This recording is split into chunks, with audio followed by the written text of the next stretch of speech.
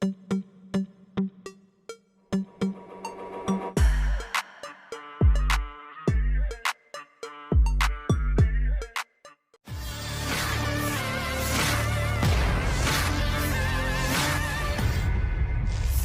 habis-habisnya kerugian diterima anggota militer Volodymyr Zelensky di medan pertempuran.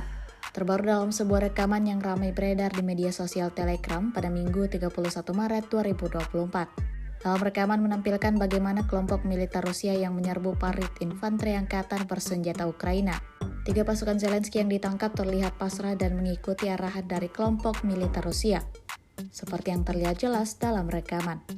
Dikonfirmasi dari narasi unggahan, Kementerian Pertahanan Federasi Rusia baru saja melaporkan bahwa dalam seminggu 18 prajurit Ukraina menyerah.